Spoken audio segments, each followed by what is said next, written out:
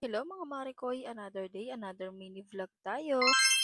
Andito nga pala kami ngayon kila Baby Aki. At grabe, tuwang-tuwa na naman nga si Baby Aki dahil nagkita na naman sila ni Elise. Kaya ayan, for the laro-laro nga silang dalawa. At syempre may kasamang pang-aasar ng kanyang tita Kleng. Hinayaan ko lang silang dalawa dahil minsan lang sila magkita.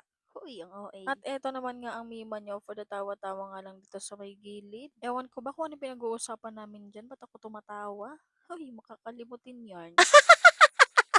At lumabas nga ako dahil medyo naiinitan ako sa loob at etong dalawang bagets na to sumunod. Kaya eto sa labas muna kami. Sobrang tuwang-tuwa nga si Aki dahil nakita nga niya si Elise. Paano ba naman kasi minsan lang silang magkita kaya ayan maglaro kayong dalawa dyan. Eto naman si Ate Kling tawang-tawa nga sa itsura niya at nakalimutan niyang i-upload ko to sa aking Facebook page. Kaya pinipilit niya ako natakpan yung mukha niya. Pero sorry Ate Kling, hindi ko yun magagawa. Charot. At kinabukasan for the school nga ang batang makulit. For the blue nga ang atake nila for today's video. At ayun, for the sulat-sulat nga sila dito. Sinusulat niya nga dito yung pangalan niya at pinatrace ko nga sa kanya para nga hindi siya mahirapan. Hindi lang ako nakapag-video pero eto nakauwi na nga kami. At tignan nyo naman ang forma ng bata. O diba, prinsesang prinsesa yarn. Nakaupo nga siya sa upuan ng tito Junjun niya. At nandito na naman nga kami kila baby Kesha. At syempre may halong pang-aasar na naman. Hindi pwedeng hindi tayo mang-aasar sa batang to.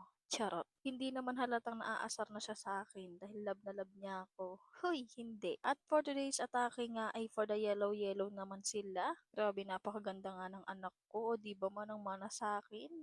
Hoy. Buti nga ngayon ay medyo nakikipaglaro-laro na nga siya sa mga kaklase niya. Hindi katulad ng mga unang araw ay hindi talaga siya namamansin. Famous yarn. At wala siyang kapaguran dahil pag uwi namin ay yarn. Naglaro-laro pa nga dito sa labas. O diba, imbis na magpahinga siya, hindi. Walang pahinga-pahinga sa kanya. Ayan, nakikipaglaro. Hinayaan ko na nga lang dahil mamaya nga ipasusulatin ko nga siya. At eto na nga tayo sa pahirapang part. Charot.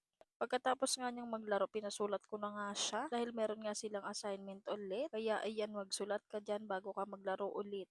Huy, napaka-strict naman ng parents na to. Huy, napaka-OA. Naiinis nga ako dahil ayan, meron na naman nga akong chismis.